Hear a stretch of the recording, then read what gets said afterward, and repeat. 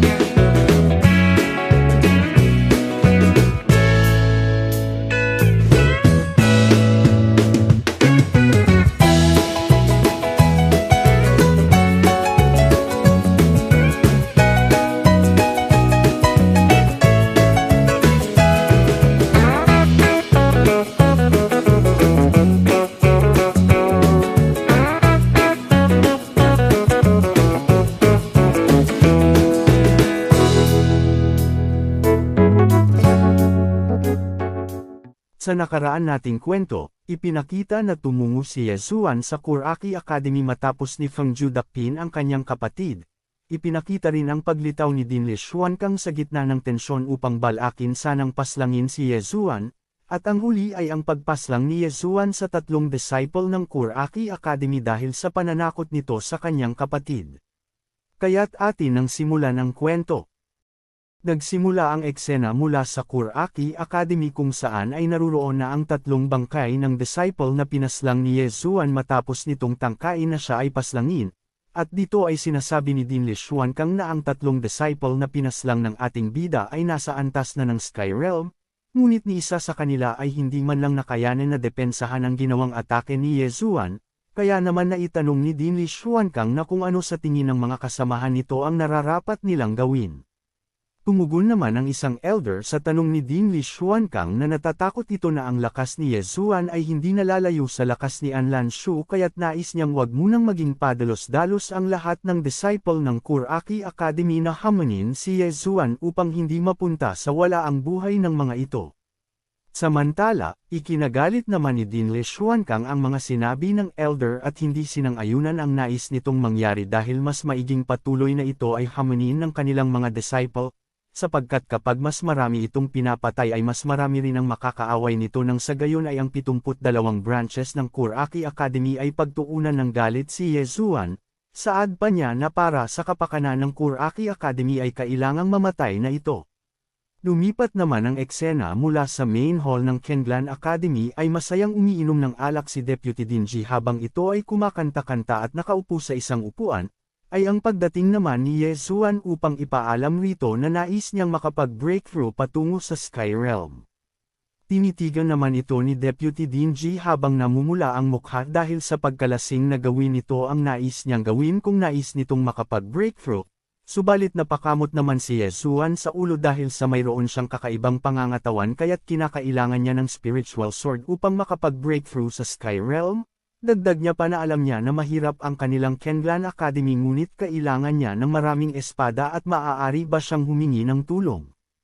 Agad naman na tinulugan ni Deputy Dinji si Yesuan matapos marinig ang mga sinabi nito, dahilan upang magalit ang ating bida at sigawan si Deputy Dinji na wag itong matulog dahil kinakausap niya pa ito.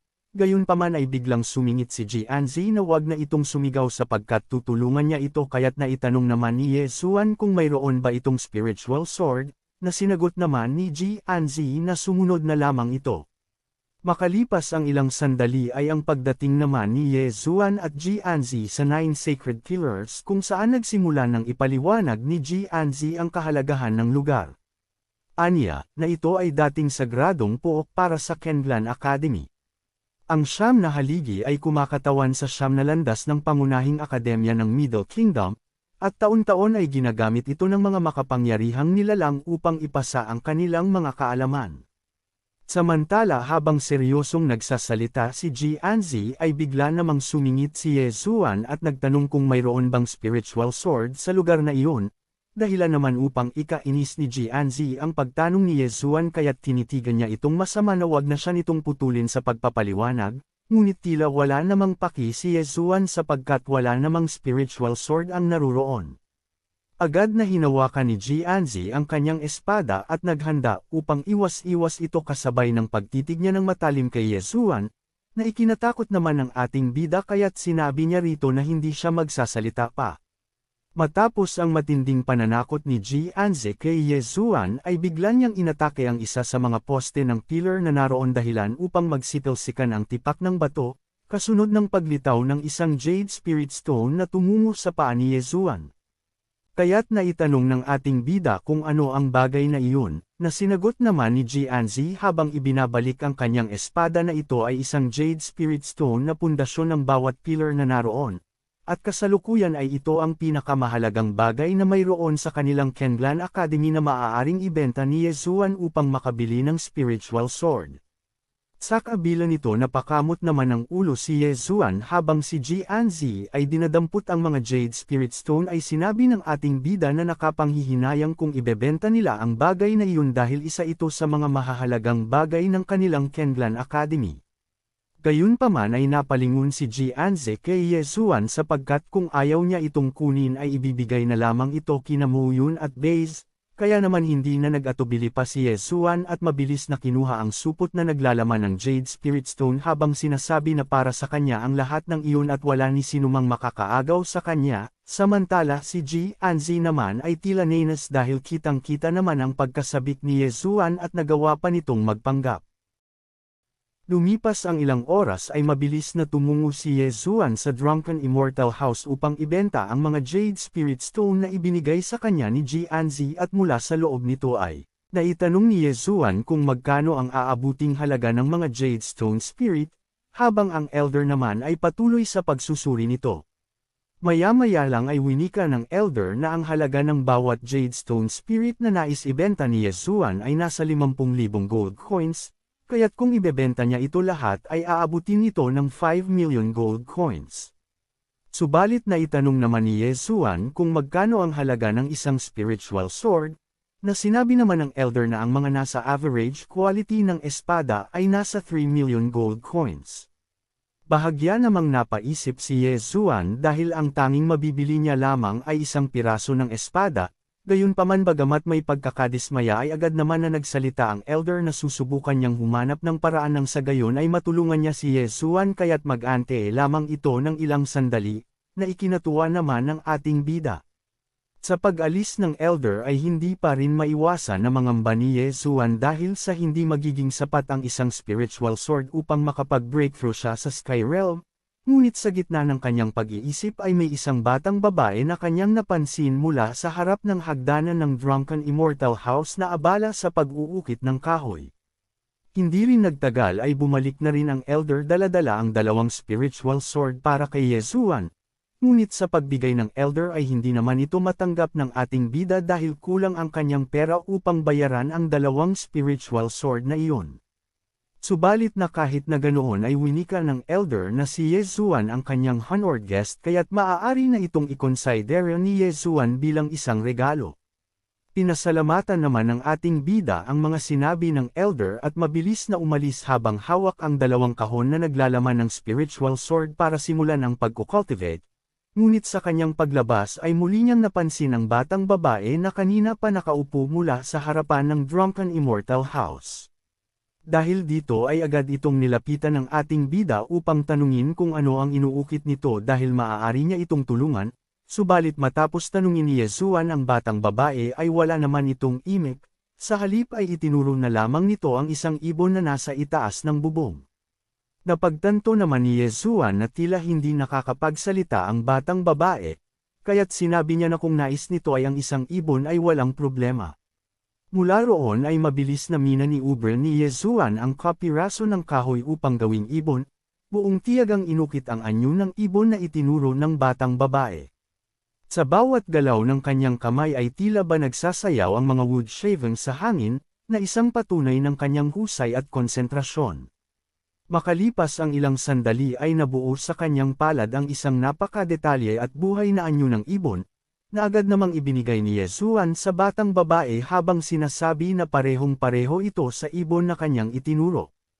Maya-maya pa ay hinawakan ni Yesuan ang ulo ng batang babae upang sabihin na ang paggawa ng sculpture ay hindi kailangang madaliin nang sa gayon maiwasan nitong magkamali. Matapos iyon sabihin ng ating bida ay nagpaalam na rin ito sa batang babae sapagkat may mga kailangan pa siyang gawin. Samantala, sa pag-alis ni Yesuan ay bigla namang dumapo ang itim na ibon patungo sa balikat ng batang babae at kanilang pinag-usapan kung naramdaman ba nito ang mana na tinataglay ni Yesuan sa kanyang katawan, ngunit sinabi naman ng itim na ibon na ni kakaunting mana ay wala siyang naramdaman rito. Habang tinitingnan naman ng batang babae si Yesuan papalayo ay sinasabi niya sa kanyang isipan na bilang isang protector ay hindi man lang nila naramdaman ang paglitaw ng isang sword immortal sa Jiang Kingdom noong mga nakaraang araw. Gayunpaman, sa kabila nito ay naitanong ng itim na ibon kung kailangan na ba nilang paslangin si Yesuan sapagkat nagawa nitong insultuhan ang kanilang master.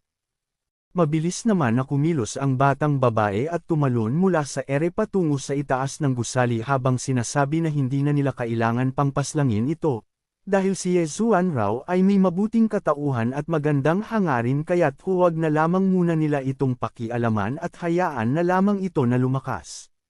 Samantala, sa paglalakad ni Yesuan ay may mga nilalang ang mabilis na kumikilos mula sa kanyang likuran na agad namang naramdaman ng ating bida dahilan upang siya ay napatingin sa kanyang likuran.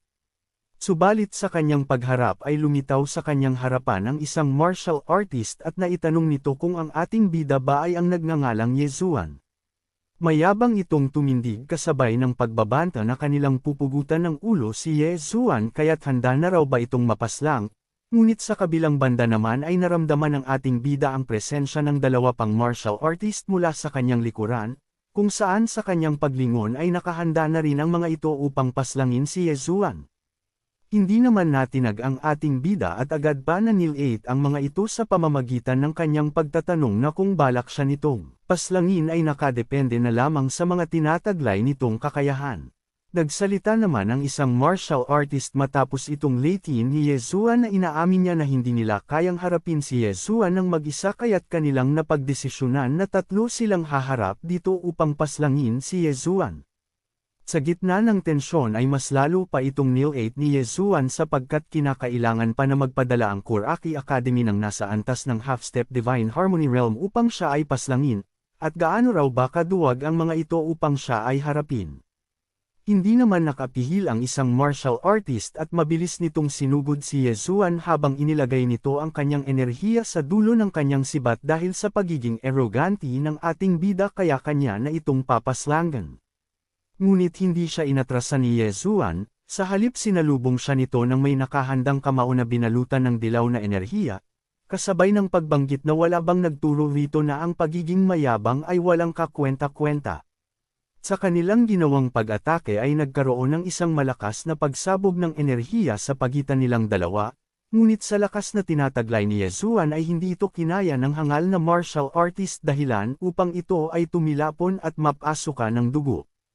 Matapos patumbahin ng ating bida ang isang martial artist ay isinigaw niya sa iba nitong kasamahan habang ang kanyang kamao ay nagliliyab sa aura, na inakala niyang sabay-sabay itong aatake. Ngunit bakit tila takot ang mga ito mamatay tulad ng nangyari sa kanilang kasamahan?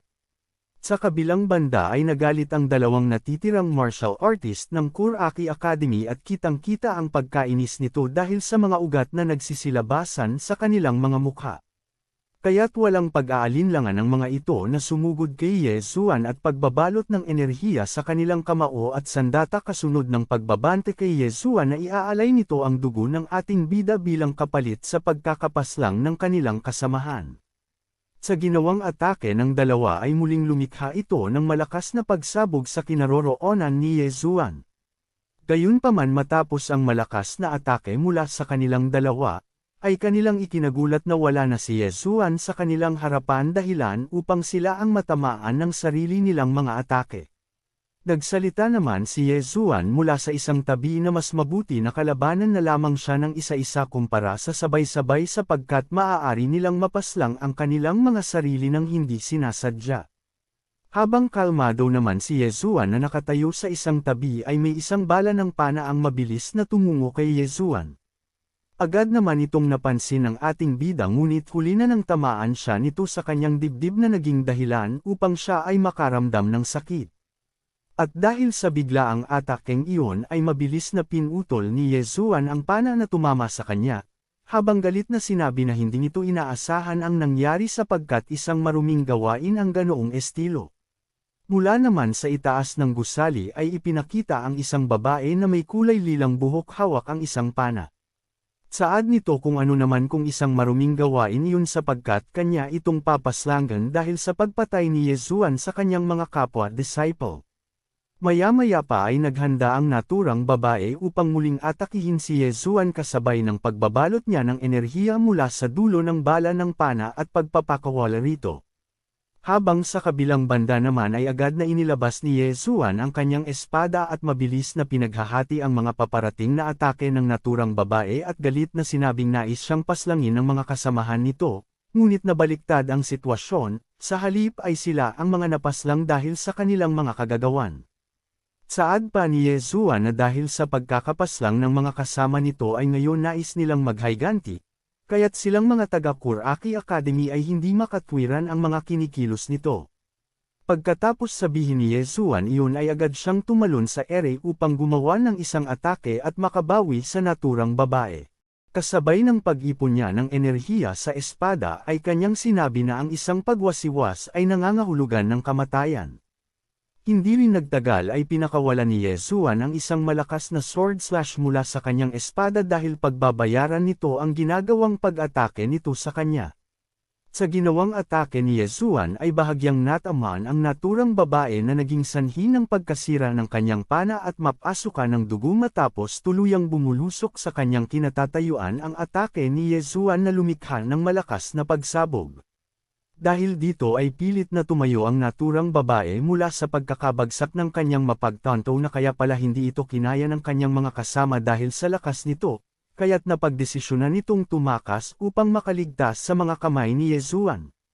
Matapos ang labanan ay kalmado namang nakatayo si Yesuan sa tuktok ng bubong habang dumadaloy pa rin ang bakas ng dugo mula sa kanyang sugat sa balikat at tahimik siyang nagmuni-muni habang pinagmamasdan ang papalubog na araw. Kanyang iniisip kung ano ang susunod na ipapadala ng Qur'aki Academy matapos ang isang half-step Divine Harmony Realm, dagdag niya pa na pagbabayaran ng matandang din ng Qur'aki ang lahat ng ginawa nito sa kanya.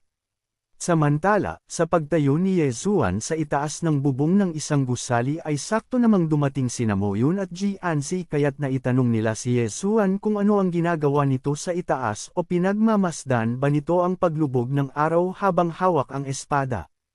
Subalit winika naman ni Yesuan na may mga magagandang bagay ang nasa susunod na iskinita at gusto ba nila itong makuha. Mula roon ay agad na kinuha nila Moyun ang mga sandata ng mga pinaslang ni Yesuan, kung saan ay manghang-mangha si Moyun at Base na halos malaway at kuminang ang mga mata dahil sa kalidad ng spiritual weapon na kanilang hawak-hawak. Sa kabilang banda naman ay ipinagyabang ng ating bida na ang mga spiritual weapon na kanilang hawak-hawak ay isa sa mga top quality na uri ng mga sandata, na mas lalong ikinamanghan ni Moyun kaya raw pala mahilig si Yesuan sa isang labanan sapagkat marami itong nakukuhang kayamanan. Gayunpaman, napansin ni Jianzi si Yesuan na tila nanghihina kaya naman naitanong niya kung ayos lang ito, na sinagot naman ni Yesuan na ayos lang siya, subalit bigla na lamang itong natamba at nawala ng malay at bumagsak sa lupa. Lumipat naman ang eksena sa silid ni Yesuan mula sa Kenglan Academy, kung saan naroon sina Deputy Dean Ji at Jianzi kasama sina Base at Moyun upang kamustahin ang kalagayan ni Yesuan. Dito ay sinabi ni Deputy Dean Ji na wala namang lason ang bala ng pana na tumama sa katawan ni Yesuan at ang dahilan kung bakit siya nawalan ng malay ay dahil sa pag-ubos ng dugo at sa gutom. Sa mga sinabi ni Deputy Dean Ji ay nakahinga na rin ng maluwag ang tatlo, Subalit agad naman silang sinumbatan ni Jianzi na huwag itong ipaalam sa kapatid ni Yesuan sapagkat baka magdamag itong iiyak oras na malaman nito ang nangyari sa ating bida. Makalipas ang ilang araw sa kagubatan ng Kenlan Academy ay pinakita sina Yesuan, Muyon, at Baze na nagsisimula ng mag-ensayo sa pamamagitan ng paghila ng trousseau. Habang sila ay patuloy sa paghila ng malaking trousseau ay ipinagtataka ni Yesuan kung bakit kailangan pang sumali ang tulad niya na hindi pa masyadong nakaka-recover, maging si Muyon ay ipinagtataka rin kung bakit kailangan nilang pagdaanan iyon na dapat nararapat lang kay Baze. Tumugon naman si Jianzi na tumigil na ang mga ito sa pagrereklamo dahil sa pamamagitan nito ay magiging mas malakas ang kanilang pangangatawan. Ngunit habang sila ay nasa kalagitnaan ng kanilang pag-eensayo ay may isang bala ng pana ang mabilis na tumungo sa kinaroroonan ni Jianzi. Agad naman itong naiwasan ni Jianzi matapos tumama ang pana na nagresulta ng pagkawasak ng isang trousseau. Samantala, mula sa kabila ay may dalawang individual ang dumating na tinatawag ang pangalan ni Yesuan, at mula roon ay pinakita ang babae na may kulay lilang buhok na umatake kay Yesuan ng pana noong nakaraang araw kasama ang isang lalaking individual na may dalang alagang ahas sa kanyang balikat. At habang sila ay papalapit ay winika ng babae na pinagbigyan niya lamang ito noong nakaraang araw, ngunit sa oras na iyon, kasama ang kanyang brother, ay hindi na makakatakas pa si Yesuan. Sa kabila nito ay natawa naman si Yesuan habang pinapalutok ang kanyang kamao dahil kung maaalala niya raw ay ito ang tumakas na parang isang aso matapos niya itong atakihin, dahilan upang magalit ang babae sa pang-iinsulto ni Yesuan kaya't agad na ito sanang maghahanda upang muling atakihin si Yesuan, nang biglang nagsalita ang brother nito na siya na ang bahala na harapin ang ating bida. Agad naman itong nagpakilala bilang Inner Courtyard Chief ng Kuraki Academy ng Chu Kingdom at ika-19 na martial artist sa listahan ng Chenzhou City na nagngangalang Feng Yishu. Maging si Yesuan ay nagpakilala rin bilang ika-unang martial artist disciple ng Kenlan Academy sa Jiang Kingdom kasabay ng pagbanggit niya ng kanyang pangalan. Samantala, hindi naman ito sinang-ayunan nila Muyon sapagkat kailan pa naging number 1 ito ng kanilang Kenlan Academy. Gayunpaman ay wala nang pakialam ang ating bida at mabilis na kumilos upang hamandang umatake gamit ang kanyang espada. Kasabay ng pag-ipon niya ng enerhiya rito ay hindi nito sinang-ayunan ang sinabi nila Muyon sapagkat hindi maganda ang nasa pinakailalim. Habang sa kabilang banda naman ay naghanda na rin si Feng Yexuo at lumikha ng isang tila kulay asul na buhawi sa kanyang kanang kamay, at kumpiyansang sinabi na kung alam nito na si Yesuan ang nasa ibabang parte ng rango ng disciple ng Kenlan Academy ay hindi siya tatanggo roon upang harapin si Yesuan. Nang matapos nilang makapaghanda ay mabilis na umatake ang dalawa at sa kanilang sagupaan ay kitang-kita ang tagisan ng lakas sa pagitan ni Yesuan at ni Feng Yexuo. Mas lalong tumindi ang kanilang sagupaan nang pakawalan nila ang malakas na enerhiya sa kanilang katawan na kung saan ay nagkaroon ng malakas na impact sa buong paligid, dahilan upang mapa-atres ang mga nanunood. Maya-maya pa ay parehong napa-atres sina Yesuan at Feng Yexuo na nag-iwan ng malaking hiwa sa kalupaan matapos ang kanilang matinding salpukan. Dito ay napansin ni Yesuan ang naiwang bakas ng enerhiya mula sa kanyang espada kaya't sa isip-isip niya na hindi raw talaga maaaring maliitin ang lakas ng isang Divine Harmony Realm. Maging si Feng Yexuo mula sa kabila ay nanginig ang kanyang braso dahil sa lakas ni Yesuan at inaasahan niya na ito sa isang sword cultivator kaya naman kailangan na niya itong seryosohin sa laban. Subalit bago tuluyang ipagpatuloy ang kanilang labanan, isang elder ang lumitaw sa harap ni Feng Yexuo na ikinagulat naman nito. Wika ng elder kay Feng Yexuo na naruroon ba ito upang sirain ang tahanan ng mga taong naroon, at saad pa ng elder na sinabihan niya na ito na manatiling low-key kapag nakakaharap nito ang sinuman. Samantala, napakamot naman sa ulo si Feng Yexuo at tinawag niya ang elder bilang kanyang master kung bakit ito naroon. Ngunit wala namang pakialam ang master nito dahil hindi niya na kailangan pa na ipaalam rito na siya ay pupunta roon. Matapos ang kanilang usapan ay agad na tinuro ng master nito si Yesuan sapagkat nabalitaan niya raw na tinangka nitong sumali sa Kuraki Academy sa Jiang Kingdom, ngunit hindi siya nito tinanggap. Aniya na may sakit raw talaga sa pag-iisip si Dean Lishuan kang pati ang mga taong pinamumunuan nito. Gayunpaman, nais niyang ipakilala ang kanyang disciple kasabay ng paghila nito kay Feng Yexu sapagkat hindi pa raw sila magkakilala, na ikinagulat naman ni Yezuan habang sa isipan niya na hindi nalalayo ang cultivation level ng master ni Feng Yexu kay Deputy Dean Ji. Sinabi naman ng master ni Feng Yexu kay Yezuan na wag itong mag-alala dahil totoo ang kanyang mga sinabi na nais nilang makipagkaibigan. Ngunit saad ni Yezuan na noong nakaraang araw ay nais siyang paslangin ng mga disciple ng Kuraki Academy at ngayon ay tumungo ang mga ito sa kanilang Kenlan Academy upang siya ay guluhin. Agad namang inilabas ng Master ang 3 spiritual weapon mula sa Void of Space bilang tanda ng sinseridad sa pakikipagkaibigan at mabilis itong ibinigay kina Yezuan. Saad ng Master na ang 3 spiritual weapon ay nasa top quality na uri ng sandata, ang Blood Sword, Flying Golden Scale Sword, at ang Long Blade Red Flame. Habang hawak naman ni Yezuan ang spiritual sword ay ramdam niya ang init at bigat ng enerhiyang bumabalot dito maging sa paligid niya ay masaya sina Mo Yun at Ji Anzi sa mga bagong sandatang natanggap nila, pero para sa kanya, hindi sapat ang mga iyon para burahin ang mga nangyari. Nagsalita si Yezuan na hindi niya madaling mapapatawad ang mga ginawa nito. Habang hawak ang espada, ay ikinagulat naman ito ng master kaya't kanyang naitanong kung ano ang nararapat nilang gawin upang mawala ang galit nito.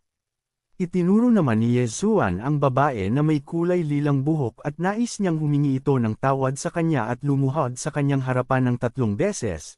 Ngunit ikinagalit naman ito ng naturang babae dahil nais niya lamang subukan ang lakas ni Yezuan at bukod pa roon ay pinaslang nito ang kanyang mga kasamahan. Dahil sa hindi paghingi ng tawad ng naturang babae ay itinapon ni Yezuan ang espadang bigay ng master nito at agad na pinaalis sa kanilang Kenlan Academy dahil sa hindi niya ito mapapatawad sa pamamagitan lamang ng paghandog nito ng spiritual sword. Sa kabila nito ay hindi na nakapagtimpi ang dalawa dahil sa pagiging bastos ni Yezuan. Ngunit agad naman itong pinigilan ng kanilang master sapagkat inaamin niya raw na noong nakaraang araw ay tinangka ng kanyang mga disciple na paslangin si Yezuan. Kaya naman inaamin niya na ito ay kanyang kamalian bilang kanilang master at dahil sa mga nagawa ng kanyang disciple, ay siya na ang hihingi ng tawad at luluhod sa harapan nito. Hindi naman ito hinayaan ni Yezuan na gawin pa ng master kaya't agad siyang kumilos upang pigilan ito sapagkat nakikita niya ang pagiging sinseridad nito sa paghingi ng tawad, na sinagot naman ng master na napakabuti ni Yezuan at hinahangaan niya ito dahil doon. Gayunpaman, sa gitna ng alitan ng Kenlan Academy at Kuraki Academy ay ipinagtataka ni Yezuan kung bakit handang lumuhad ang master para lang sa pakikipagkaibigan sa kanya, na malugod namang sinagot nito na lagi niyang nirerespeto ang mga talentadong individual kahit na ito ay kaaway pa. Samantala, sumingit naman si Feng Yexu mula sa tabi na ang kanyang master ay laging hinahangaan ang mga taong may tinataglay na kakaibang kakayahan at nirerespeto ito. Kaya't nais nitong makipagkaibigan sapagkat tinataglay ni Yezuan ang magandang cultivation at may magandang reputasyon. Dagdag niya pa na kung ayaw ni Yezuan na makipagkaibigan sa kanila ay hindi na sila mag-aaksaya pa upang maging kaibigan lamang si Yezuan. Dito ay hindi na itinanggi pa ng ating bida ang nais ng master na mangyari kaya't agad siya na nakipagkaibigan kay Feng Yexu at nagkasundo na susuportahan ang bawat isa. Lumipas ang ilang sandali ay umalis na rin sina Feng Yexu kasama ang kanyang master.